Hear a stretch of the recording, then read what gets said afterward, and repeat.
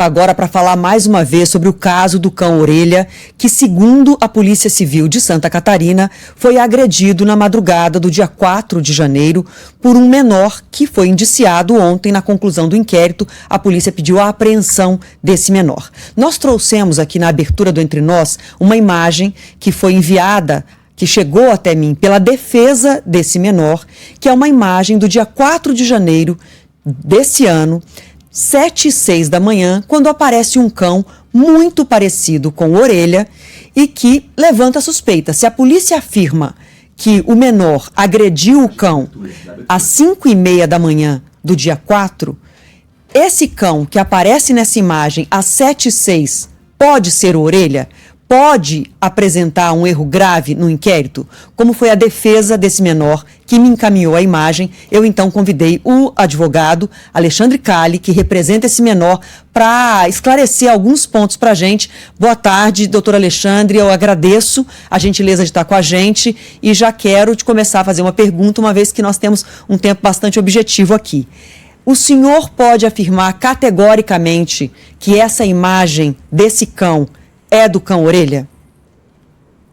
Sim, essa imagem nos leva a crer, indubitavelmente, que o cão Orelha, depois do horário alegado pela autoridade policial na conclusão do auto de apuração de adolescente infrator, não condiz com a realidade, tendo em vista que ele foi visto posteriormente passeando calmamente pelo próximo ao local onde foi apontado, onde ele teria sido morto.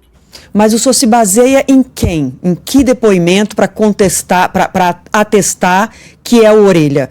Porque eu imagino que o senhor nunca tenha visto o cão Orelha pessoalmente, assim como eu também não. A providência que a gente tomou quando o senhor enviou essa imagem foi pedir para um repórter da Band ir até o local e conferir se o local coincidia com o condomínio da Praia Brava. E o nosso repórter diz que sim.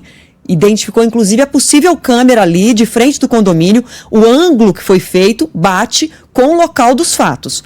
Mas como atestar que esse cão é o Orelha? Foi feito algum tipo de perícia? Tem alguma testemunha que reconhece que esse cão é o Orelha e que ele aparece andando aparentemente saudável mais de 1h30 depois do horário que a polícia diz que ele foi agredido?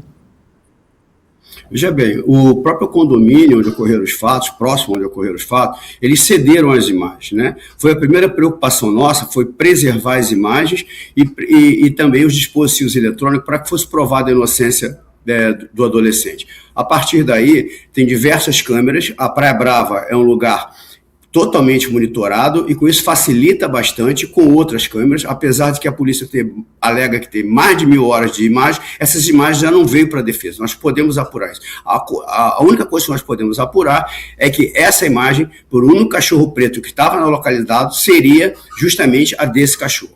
Esse é um ponto importante que o senhor traz, né? A investigação diz ter mais de 1.000 horas de imagens desse caso. O senhor sabe se a investigação teve acesso a essa imagem sobre a qual a gente está falando? Sim, essa imagem também, em que pese eu não estar em favor dos adultos que são imputados à coação e o inquérito instaurado já relatado, essas imagens também foram anexadas pela polícia nesse inquérito. Tá, então a polícia tinha essas imagens desse cão. O senhor sabe se essa imagem foi periciada para saber se houve alguma adulteração de data, de horário e para atestar se de fato é Orelha? A polícia periciou essas imagens de uma suspeita de que seja o Orelha 1h30 depois do que diz que foi o momento da agressão? Veja bem, muito bem colocada a tua pergunta, porque nós tivemos acesso muito tardiamente do procedimento que apura a suspeita do adolescente infrator em ter matado o Orelha. A partir daí, quando nós tivemos acesso 2 semanas posteriormente, tivemos a ingressar com um mandado de segurança para isso, nós não tivemos acesso às imagens cedidas pela polícia, porque atualmente todas estão na perícia para que sejam periciadas e que seja obedecida a cadeia de custódia para depois ter valor probatório durante a ação em que vai apurar conforme o Estatuto da Criança e do Adolescente determina. Tá, então só para ficar claro, o senhor está dizendo que não sabe se a polícia fez perícia dessa imagem, é isso?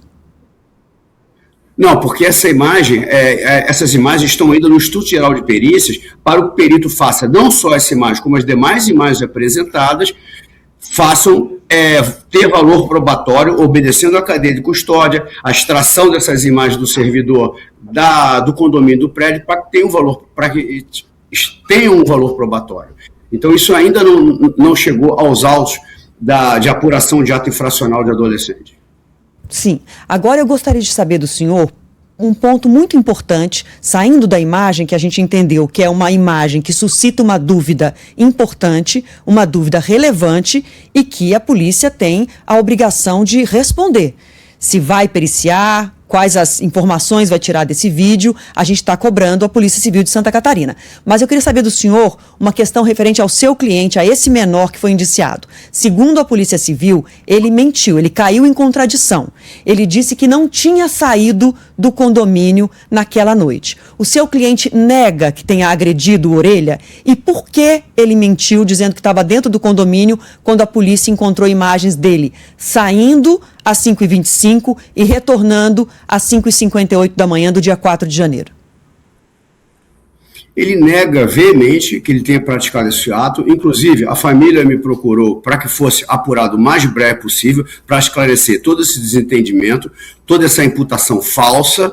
E a partir daí nós estamos aguardando justamente as imagens que foram passadas para a gente, compartimentadas. Foi feito um frame do vídeo onde o menino teria se confundido durante as declarações dele. O adolescente, o tempo todo ele fala que ele estava com uma outra adolescente na piscina e que depois ele teria subido para o prédio. Depois a polícia apresentou para ele essa imagem dele indo para o deck, para a praia. A menina confirmou isso e temos que levar em consideração que ele foi questionado diversos momentos, diversos dias, e ele não lembrava de tudo. Ele realmente se confundiu, mas isso não quer dizer dele ter se confundido e ter uma imagem que o cão foi morto naquela hora. Nós não temos nenhuma imagem que comprove que o cão foi morto naquele momento, naquela hora, naquele dia, como também não temos nenhuma imagem e nenhuma prova e nenhum depoimento em que impute que o adolescente estaria próximo ao cão no momento em que a polícia afirma que ele morreu. Ele desapareceu no dia 2, do dia 3 para o dia 4, a polícia aponta que ele teria sido morto e ele é encontrado só posteriormente no dia 5 e socorrido por uma pessoa que levou ele ao veterinário. Então, o lapso entre um período e outro é muito grande para afirmar em que momento esse cachorro teria sido espancado e morto. A polícia, não só como a polícia, também a família e o próprio adolescente querem que seja esclarecido com a maior brevidade possível.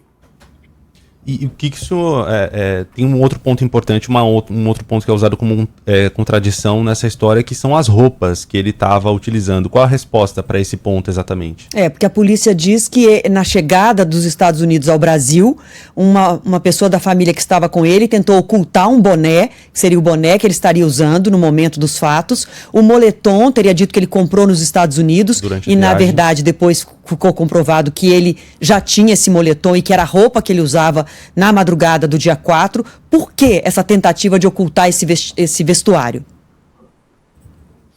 Não, essa versão é totalmente equivocada. A mãe, quando foi buscar o filho em São Paulo, para depois fazer a conexão para Florianópolis, ela levou um boné, porque diversas pessoas, com medo, e aconteceu isso, diversas pessoas, a imprensa e uma turba de pessoas contestando esse fato, poderia causar alguma agressão, enfim.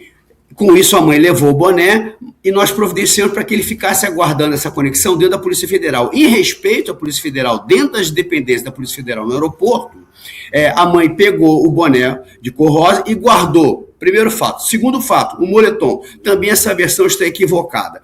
Ele foi para os Estados Unidos, levou esse moletom de cor preta, que realmente é o moletom que a polícia apurou que ele estava no deck, e ele trouxe um outro moletom, que também estava na mala, que ele teria comprado nos Estados Unidos. E a partir daí surgiu essa versão que ele estaria ocultando.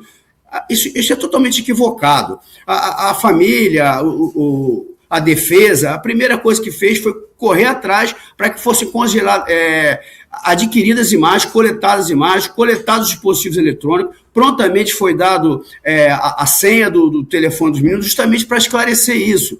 Então nós estamos o tempo todo colaborando, que nós também queremos saber quem matou a Orelha. Agora, o que não pode, de inopino ou sob pressão, ou levianamente, com indícios, não vou nem falar provas, inconsistentes, posso afirmar que o adolescente teria praticado esse ato. Agora, qual a hipótese dos senhores, então, para o que aconteceu com o cão Orelha? De fato, o senhor falou que não tem nenhum registro por vídeo, a nossa reportagem teve acesso a alguns depoimentos de testemunhas que falaram da ação de jovens em conjunto, grupos que chegavam ali de 5, 7 integrantes de jovens que tratavam com hostilidade pessoas, funcionários do condomínio na Praia Brava, e essas pessoas acusam justamente esses jovens dessa agressão. Alguma coisa aconteceu com o cachorro, em algum momento ele foi agredido, foi levado ao hospital veterinário e depois foi eutanasiado. O que aconteceu? O que a defesa acredita que tenha acontecido então com o cachorro? Veja bem, esses fatos se deflagraram em virtude da animosidade de diversos adolescentes. Diversos adolescentes estavam na praia, a praia lotada, logo depois da virada do ano do Réveillon. Então você não pode afirmar que esse adolescente, durante esse período na praia, tenha sido autor de alguma coisa. Não tem nenhuma imagem que afirme isso, não tem nenhuma testemunha que afirme isso. E a partir daí, segundo a linha do tempo, o cachorro estaria embaixo do carro no dia 4, onde ele costumava ficar, devido ao calor excessivo, esperando pessoas que davam comida para ele nesse período. Ele pode ter sido atropelado, ele pode ter sido agredido realmente por uma outra pessoa, mas de maneira nenhuma podemos afirmar que esse rapaz teria praticado. Inclusive, essa caminhada até o deck e voltado, que dizem que ele omitiu com a verdade, tinham diversos adolescentes na praia. A praia estava cheia, tinha luau lá toda noite. Então, é uma pressão incrível para provas levianas, para indícios levianos inconsistentes. Só trazendo uma informação para nosso ouvinte acompanhar aqui, o veterinário que atendeu o cão Orelha, que depois que foi encontrado com ferimentos muito graves, fez um relatório, um laudo, dizendo da gravidade dos ferimentos dele, e esse veterinário é uma testemunha que diz que ele descarta a possibilidade de atropelamento. Só estou citando isso porque o senhor levantou essa hipótese do atropelamento e o veterinário diz que todos os ferimentos coincidiam com a hipótese mais provável de que era uma agressão e não um acidente, um atropelamento. Só registrar esse ponto. Mas a minha pergunta para o senhor agora, doutor Alexandre, é o seguinte: a polícia afirma que os parentes, pai, possivelmente um tio, parentes desse menor agora indiciado, eles tentaram intimidar, coagir testemunhas, um porteiro do prédio lá do condomínio. Nós tivemos acesso a esses depoimentos, ouvimos, e se há, de fato, como o senhor diz, não tem uma pessoa afirmando categoricamente que viu a agressão à Orelha, apontando que esse adolescente é o culpado, isso de fato a polícia não tem, mas os depoimentos da intimidação, da tentativa de ameaçar um funcionário do condomínio, nesse ponto os depoimentos são muito claros. Por que os parentes desse menor tentaram intimidar um funcionário, ameaçar um funcionário, se ele nega que tem agredido a Orelha, se ele não fez nada? Qual a razão da intimidação?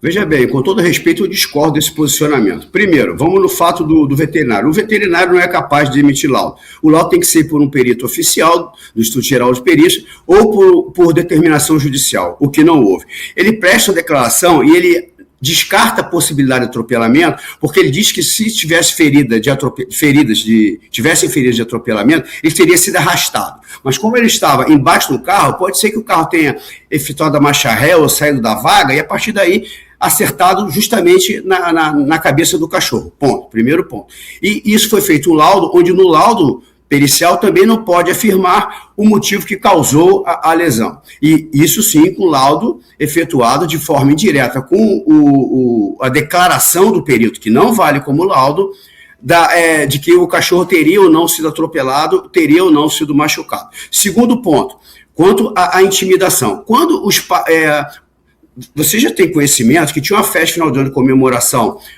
da aprovação do vestibular de 3 adolescentes, e quando os 2 meninos foram subir, o porteiro, né, o colaborador do condomínio, teria tirado foto, inclusive depois ele viralizou essa foto em WhatsApp, junto com um áudio dizendo que parecia que seriam os meninos. Quando os pais, no dia 12, foram lá conversar com o porteiro, eles foram conversar com o porteiro, não ameaçar, não intimidar em nenhum momento, eles desconheciam do caso Orelha. Eles foram lá apenas porque o porteiro estava tendo animosidades com os meninos, eles estavam discutindo com os meninos em outras oportunidades, eles foram lá para conversar com o porteiro, me conta o que está acontecendo, eu vou ser o pai, eu sou o responsável, eu quero esclarecer com isso e ver o que aconteceu. Foi justamente para ver o que aconteceu. Primeira coisa, não há de se falar em coação do curso do processo, porque até então, esse fato ocorreu no dia 12. A lavratura do procedimento foi no dia 19. Tem um lapso aí de tempo de 7 dias.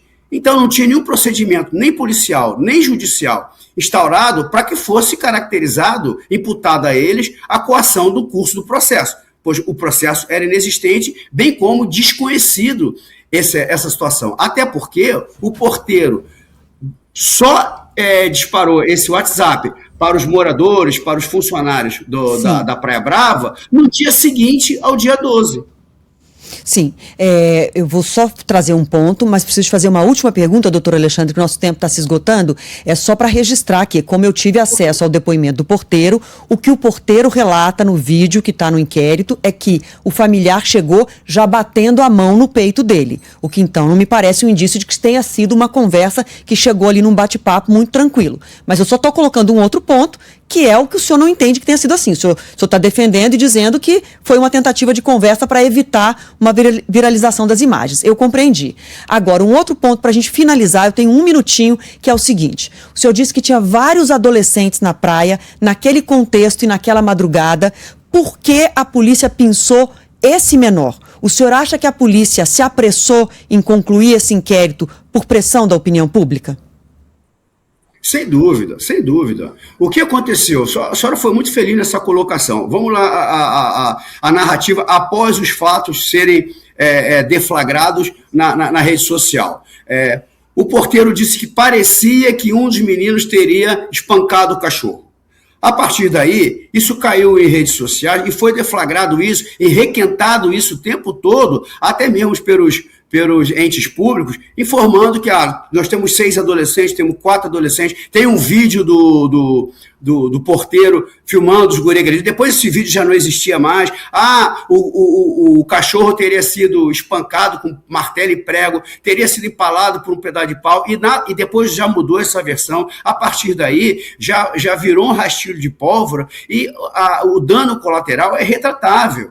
O adolescente já está preso, ele não pode sair de casa mais. O dano é reparável, não há dinheiro no mundo que possa reparar o dano causado pela incitação que foi insuflado nas redes sociais, imputando a autoria levianamente a esse rapaz. E o rapaz sozinho jamais faria. Se você conhecer o rapaz e tiver a oportunidade de ver o perfil dele não condiz de maneira nenhuma. Eu acredito que pela pressão pública causada, foi o motivo de que fosse dada uma resposta a curto prazo e fosse encaminhada a apreciação do Ministério Público e Judiciário. Então, fatalmente, zeloso como é o Ministério Público, zeloso como é o Poder Judiciário catarinense e competente como é a Polícia Civil catarinense, isso vai ser baixado novas diligências para que seja elucidado esse crime, que nós também temos interesse em saber quem matou a Orelha. Doutor Alexandre Calli, que é o advogado que representa o menor indiciado pelas agressões ao cão Orelha, falou ao vivo aqui com a gente, com Entre Nós, sobre esse ponto importante de dúvida que surgiu em relação à imagem supostamente do cão após o horário que a polícia indica que ele teria sido agredido e tirando algumas dúvidas em relação às contradições desse jovem. Doutor Alexandre, muito obrigada, um grande abraço, bom trabalho para o senhor. A gente permanece em contato porque esse caso ainda vai ter novas repercussões, novos momentos aí para a gente discutir. E eu vou deixar registrado aqui também que nós estamos em contato com a Polícia Civil de Santa Catarina, pedindo um esclarecimento em relação, sobretudo, a essa imagem do cão Orelha. Até agora a Polícia Civil não se manifestou sobre esse vídeo. Um grande abraço para o senhor, nosso tempo está muito esgotado agora, né, Renan? É isso, obrigado, doutor. Boa tarde aí para o senhor. Agora 5:02, a Rede Band News se desfaz. Ana Araújo também e toda a equipe. Obrigado. Obrigado.